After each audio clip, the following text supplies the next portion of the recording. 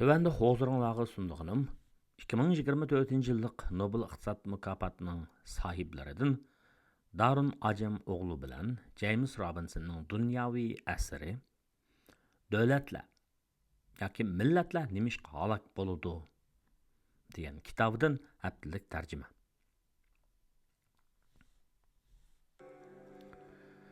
Birinchi bob, 4-chi paragraf. James Town'ga so'zilgan hikoya.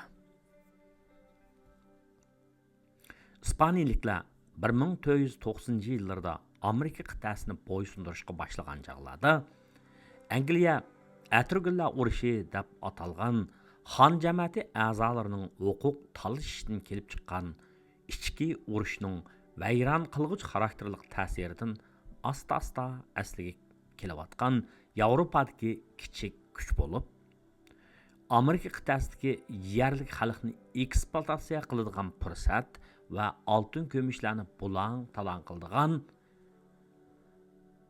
fursatlarni ham talashqidek holdagi davlat emas edi. Taxminan 100 yildan keyin, ya'ni 1588-yili İspaniyaning podshohi Filip II'ning Angliyaga hujum qilish urushida uning dengiz armiya flotining tarmar qilinishi Yevropada kuchlik siyosiy to'lqin paydo qildi. Angliyaning g'olibiyati uningga ta'la elib keldi. Bu Angliyaning dengiz ishlaridagi gepini yo'g'initib, eng oxirida uning mustamlikasi bo'lgan imperiyaga aylanish izlanishini boshlash imkoniyatiga ega qildi. Shunga Angliyaning Shimoliy Amerikani istilo qilishining dal shu vaqtlarda boshlanishini hargiz tasodifilik deb qarashga bo'lmaydi. Shundaqdimi, ular boshqa yerlarni istilo qilishga kelganda yanada kechikib qoluvchilar qatoriga tizilatdi. Inglizlarning Shimoliy Amerikani tanlashi u yerning jalbkor bo'lganligidan emas, balki ular qilib qolgan, eshib qolgan yerning mushular ekanligidan iborat edi. Amerika qit'asining arzulaydigan rayonlari, ya'ni eksploatatsiya qilishga bo'ladigan yerlik xalq yetarlik bo'lgan va oltin kumush konlari mo'l bo'lgan yerlar allaqachon egallanib bo'lgan edi. Inglizlarning erishgani ashqan-tashqan bo'ldi. 18-asrdagi ingliz yozuvchisi ham agronomi Arthur Young manfaatlik asosli mahsulotlarning ishlab chiqarilishi haqida to'xtalganida uning ko'zda tutqani eksport qilg'ili bo'ladigan yezigilik tovarlar bo'lib, u bunularga diqqat qilgan. Umuman aytganda, bizning mustamlika rayonlarimizda ishlab chiqargan asosli mahsulotlarimizning qimmati ularning quyosh bilan bo'lgan aloqaga ta'tir tanasib bo'lgandek turadi. Hammadan issiq bo'lgan g'arbiy Indian rayonlarida kishi beshiga to'g'ri keladigan kirim 8 pond 12 shilling bir penny bo'lsa, Janubiy quruqliq rayonida 5 pond 10 shilling. Markaziy rayonlarda bo'lsa 9 shilling 6,5 penny bo'lib, shimoldagi ko'chmanlar 2 shilling 6 penny tafovut qiladi. Bu xil miqdorliq selishtirish bizga shimoliy kanatdagi rayonlarni mustamlika qilishdan ehtiyot qilish kerakligimizdan ishorat beradi. Inglizlarning 1585-yildan tortib 1587-yillargacha bo'lgan oraliqdagi Shimoliy Karolinaning Ronaki degan yerda mustamlika, ya'ni inglizlarning kichik rayonini qurish plani butunlay mag'lubiyat bilan oxirlashdi. 1607-yili ular bu ishni amalga oshirishga yana urindi. 1606-yili oxirlashdan azroq avvallar Tavranmas Suzan Tangrining surati Bayqug'ichi nomli 3 paraxod kapitan Christopher Newportning qo'mondonligida Virginiyaga qarab yo'lga chiqdi. Bu ingliz ko'chmanlari Angliya podshohi James Ining farmoni bilan Shimoliy Amerikada mustamlika qurish maqsadida payhistorlik asrdarlik shaklida qurilgan Virginiya shirkatining yetakchiligida Chesapeake qo'ltiqiga kirdi. Hamda bu daryoni Angliyaga hukmronlik qilayotgan ingliz podshohi James Ining nomi bilan otadi. 1607-yil 5-oyning 14-kuni ular ko'chmanlarning shahri Jamestownni qurdi. Virginiya shirkatining idorachiligidagi paraxodlarga chiqqan ko'chmanlar inglizlar bo'lsa-mu, ularning mustamlika modeli Cortez, Pizarro va Di Toledo qatorliq ispaniyalik mustamlikachilarning ig'ir ta'siriga uchragan edi. Ularning tunji plani yerliklarning qabila boshliqlarini qo'lga tushirib, shular orqali ta'minotga erishish va yerlik aholini o'zdirish uchun oziq-tulik tayyorlash va boylik ishlab chiqarishga majburlash edi. İngliz mustamlikchilari eng dastlabda Jamestownga kelganda, ular bayitini Vahim Sunakok deb atilgan podshohga bildirgan 30 dan ortiq siyosiy ittifoqdan tarkib topgan Powhatan konfederatsiyasi zeminimiz deb jakalgan rayonda ekanligini bilishmagan edi. Vahim Sunakokning poytaxti Orowokomoko degan bozorda bo'lib, Jamestowndan 32 kilometrlar yiroq yerda edi. Mustamlikchilarning plani bu yerning yer tuzilishi haqida ko'proq bilgiga erishish bo'ldi. Agar yerliklarni ochliq va emgak kuchi bilan ta'minlashga qo'zg'ay olmaganida, mustamlikchilar ular bilan kam degan tijorat qilishmi bo'ladi. Mustamlikchilar uchun aytganda o'zlarining qo'l silib ishlab oziq tuligini o'zlari hal qilish xiyoliga kirib chiqmagan edi. Chunki yangi dunyoni bo'ysundirganlar, ya'ni ilgarikilar Ispaniya mustamlikchilari unda qilishmagan edi. Vahim Sunakok mustamlikchilarning o'z territoriyasida paydo bo'lganligini tizilib bayqab oldi va ularning niyatlarining durustligidan qattiq gumon qildi. U Shimoliy Amerikadagi xeyli cho'ng bir imperiyani idora qiladi. Lekin uning dushmanlari nurg'un bo'lib, inkalarni kontrol qilgan markaziy siyosiy kuch yetarsiz edi. Shundoq bo'lganlikdan Vahim Sunakok eng dastlabda inglizlarga elchi avatib, ular bilan do'stona munosabat o'rnatish orzusining borligini ifodalash orqali inglizlarning niyatining zodi nima ekanligini bilib beqishni qaror qildi. 1607-yil qish yetib kelishi bilan Jamestown'dagi ko'chmanlarning oziq-tuliklari o'ksib qolishga boshladi. Buningdan mustamlika rayonini idora qilish konsuliga tayinlangan rahbari Edward Mary Wingfield o'tqib qoldi. Ularni bu ahvoldan qutqizgani kapitan John Smith bo'ldi. Smith ayni chog'da qoltis kishi bo'lib, uning yezib qoldirganlari bizni mustamlikchilikning dastlabki taraqqiyoti haqida uchur bilan ta'minlagan muhim manbalarning biridir. U Angliyaning Lincolnshire degan yerda tug'ilgan. Dadasining uning sodija tijorat kasbida o'qish orzusining aksicha askar bo'lgan. U dastlabda Angliya armiyasining askari sifatida Gollandiyada so'qishgan. Keyin u Vengriyada vazifa o'tayotgan Avstriya armiyasiga qo'shilib, Osman imperiyasining armiyasiga qarshi urushlarga qatnashgan. Romaniyada asirga tushgan, qul qilinib setilgan, etizliq tishqilingan. Bir kun u xo'jayinni urib yiqitib tashlab, uning kiyimi va etini o'g'irlab, Avstriya territoriyasiga qochib ketgan. Virginiyaga qilgan safarda o'ziga chatoq terib olgan hamda Wingfieldning buyrug'iga bo'ysunmaganlik sababidan Tavranmas Suzan nomli paraxodning turmasiga so'langan. Paraxod yangi dunyoga yetib borganda uni sotlash plan qilingan.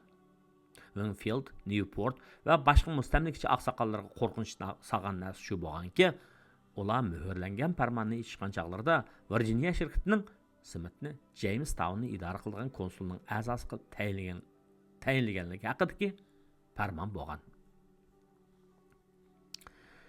Newport texnik ko'p mulozimat va ko'chmanlarni elib kelish uchun Angliyaga qaytganida Wingfield nima qilishni bilolmagan.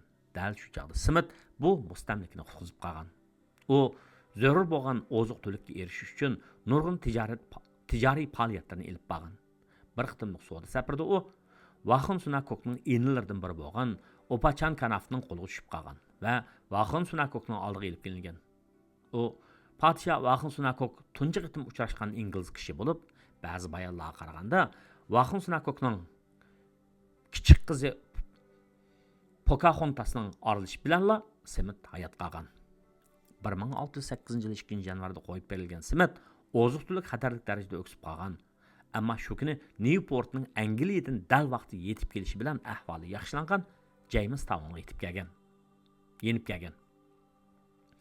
Jamestown'dagi bu mustamlikchi ko'chmanlar 5 yildan o'tgan dastlabki kashmishlardan tuzuk saboq olmagan. 1608-yilda ular o'zlarining oltin va qimmatli metallga bo'lgan izdirishini davomlashtirgan.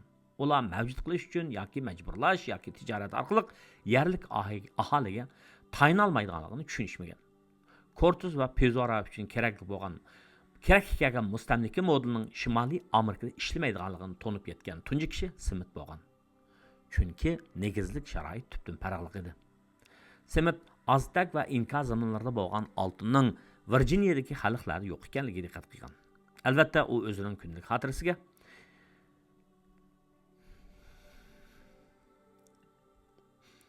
kishilar bilishga tegishli narsa yerlik xalqning barliq boyligi oziq-tulikdir deb yozgan. Eng dastlabki ko'chmanlarning biri bo'lgan Anas Toddikiler keng doiralik xotira qoldirib, Smit va boshqa bir nechalarning bu haqda ta'ni aralashgan umidsizligini mundaq ifodalagan. Gap so'zmi yo'q, umidmi yo'q, xizmatmi yo'q. Faqatla oltin qo'llash, oltin pishiqlash va oltin qachlashlar bor. Newport 1608-yil aprelda Angliyaga qarab safarga chiqqanida ahmoqlar uchun oltindek bilinadigan pirt, ya'ni seriq temir rudasidan parotni qachlab elib ketgan edi. O shu yil sentabrda Virginia shirkati bergan yerliklarni qattiq kontrol qilish haqidagi buyruqni elib qaytib keldi. Ularning plani Vahim Sunakokqa toj kaydirish orqali uni Angliya podshohi James Iga bo'ysundirish edi. Ular Vahim Sunakokni James Townga taklif qilishdi, lekin Vahim Sunakokning bu mustamlikachilarga bo'lgan shubhasi cho'nqur bo'lg'achqa, ularning qo'liga tushib qilishga tavakkul qilish niyatida bo'lmadi. John Smith Vahim Sunakokning javobini mundaq xotirlagan: "Sening podshohing menga sovg'a avatgan bo'lsa, menmi bir podshoh, ham bu mening zaminim. Sening otang mening oldimga kelish kerak. Men uning oldiga bormayman. Hatto sening qal'asingga qadam bosmayman. Ham men bundaq yamchukni yutmayman." Vahim Sunakok bundaq yamchukni yutmagan ekan, undaqda Newport va Smithning Veromokomoga berib, uninga toj kaydirish marosimini o'tkazishga to'g'ri keladi. Qarmoq ishlab butunlay mag'lubiyat bilan oxirlashgandek bo'lib, buningdan chiqadigan natija Vahim Sunakokning mustamlikachilarni yo'q qilish mo'rtiga qat'iy pozitsiya tutish edi. Chunki u savdo embargosi yurgizdi. Natijada James Town zarur ashyolarni qo'lga keltirgan tijoratni qila olmaydigan bo'lib qoldi. Vahim Sunakok ularni och qo'yib yo'qotmoqchi bo'lgan edi. 1608-yil dekabrda Newport yana bir qatim Angliyaga qarab dengiz safarga atlandi. U Smithning Virginia shirkat direktorlariga ularning mustamlika rayoni haqidagi qarashini o'zgartirish haqida iltijo qilib yozgan xatini o'zi bilan birlikda elib mangdi. Meksika bilan Peruga yondosh Virginiyani eksploatatsiya qilib, tizdan boy bo'lishning mumkinchiligi yo'q edi. Bu yerda na oltin yoki qimmatli metal bo'lsin, na yerlik xalqni majburiy emgakka selish va o'zlarini oziq-tulik bilan ta'minlab qilib bo'lsin. Smith bu yerda loyiqida bir mustamlikaning rayonining bo'lishi uchun mustamlikachilarning o'zlarining qo'l silib ishlash kerakligini tushunib yetgan edi. Shunga u direktorlarga o'zlariga kerakli kishilarni va navbatlarni avatib berishni iltijo qilib bundaq yozgan edi: "Agar bizga bir narsa avatmoqchi bo'lsanglar, sizlardan shuni o'tinib so'raymanki, bizga yog'ochlardan 30, ham terimchilik qillar, bog'vanlar, beliqchilar, to'mirchilar, toshchilar va daraxt qo'laydiganlardan bo'lib, mumkin bo'lsa, manga yaqin yuqoridagi o'nirbar kishilarni avatsanglar." Smith zargarlarni keraksiz deb qarab, ularning avatilishini so'ramagan edi. Shunda qilib James Town yana bir qitim uning parasi bilan omon qoldi. U qattiq yumshoq vositalarni ishga silib, dam yerlik xalqni chiroyli gap bilan oldisa, dam ularni bo'zaq qilib, o'zi bilan tijorat qilg'izdi. Ular Smith bilan tijorat qilishga unashgan chaqlarda, u yana o'zi oladigan narsalarni oldi. Mustamlikachilarning o'ltiraq rayonida u butun narsalarni idora qildi va ishlamaganlar tishlamaydi qoidasini chiqarib qattiq ijro qildi.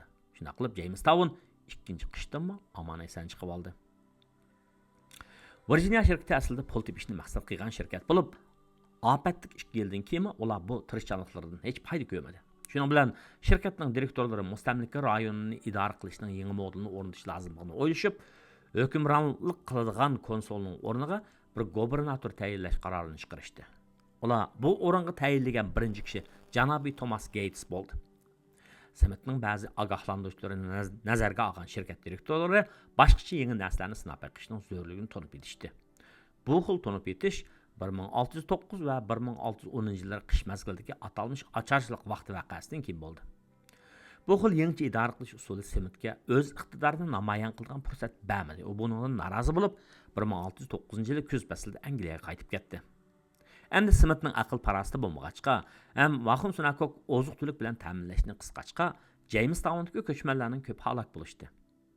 Qish fasliga salomat kirgan 500 kishidan mart oyiga kelganda oron 60 hayot qilishdi. Ahvol shu qadar umidsiz bo'lib ketganki, ular odam go'shtini yeyishga majbur qoldi. Gates va uning o'rinbosari janobi Thomas Dale'ning mustamlika rayonida yo'l qo'ygan yangi narsasi mustamlika rayonini idora qiladigan hukmdorlarga emas, Inglizlardan bo'lgan avom xalqqa qarta mustabidlik elib keldi. Muqaddas qonun, axloq va harbiyat haqida jar solgan kishi Dale bo'lib, uning tashviqotlari tuvandagi moddalar o'rin olgan edi.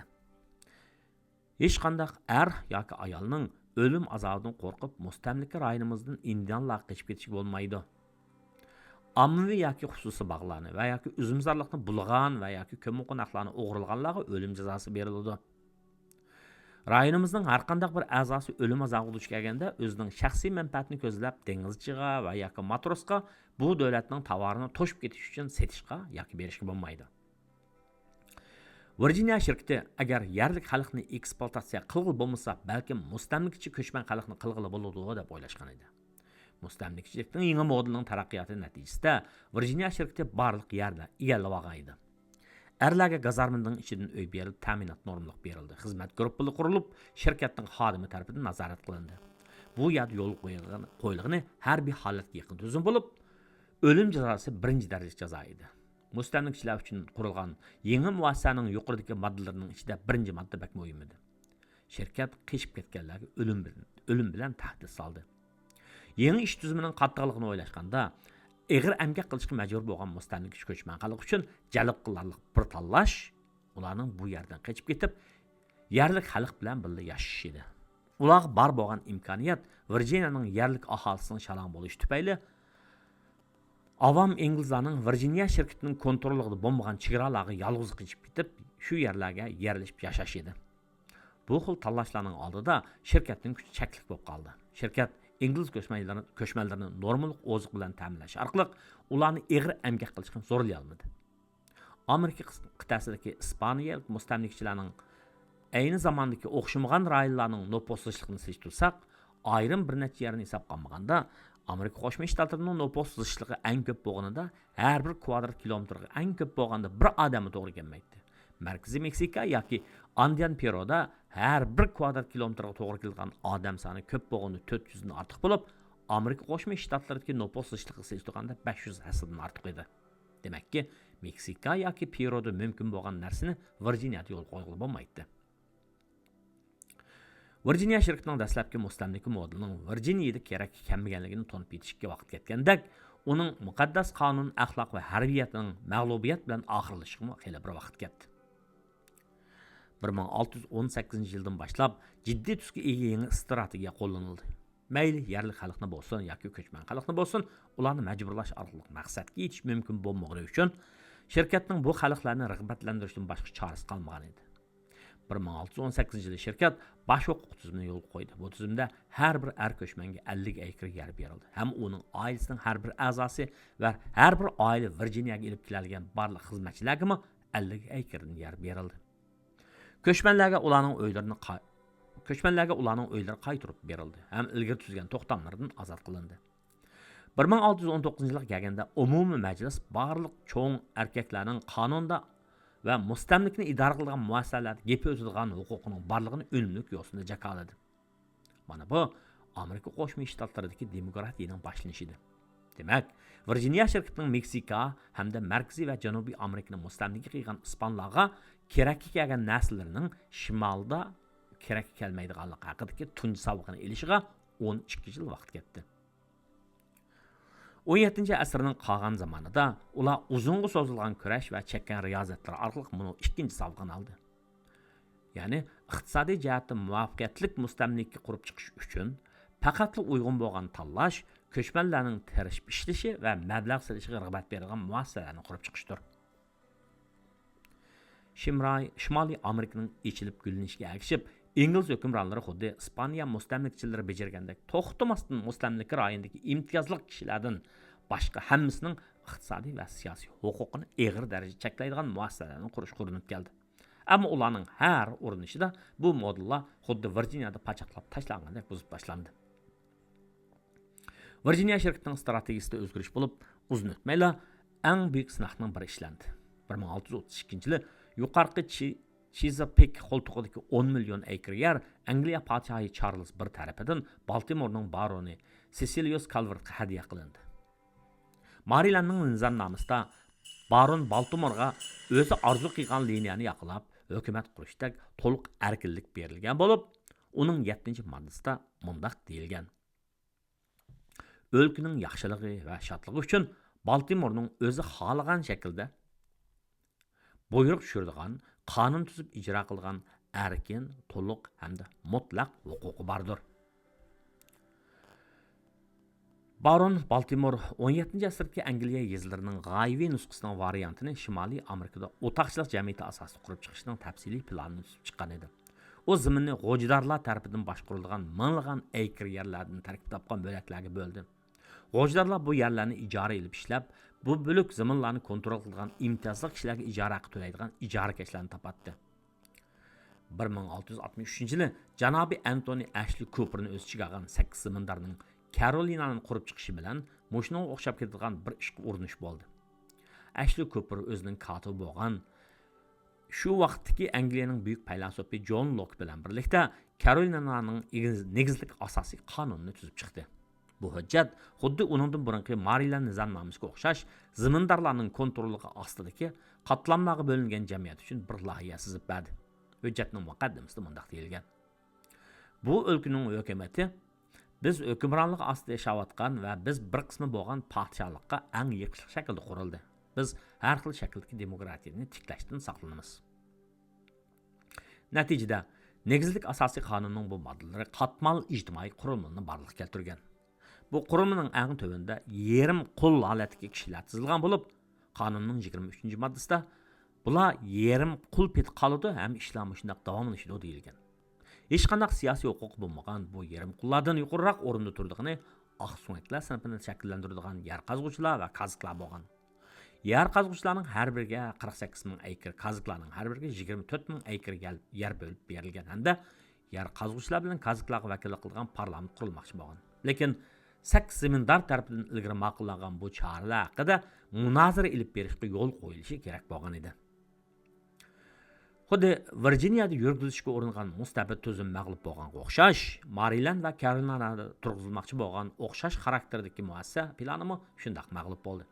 Buning sabablari asosan o'xshib ketishdi. Chunki oddiy qilib aytsak, yangi dunyoda nurg'un tanlashlar bo'lgan ko'chmanlarni qatmal bo'lgan darajalarga bo'lingan jamiyatga singdirish hamma yerda mumkin bo'lmadi.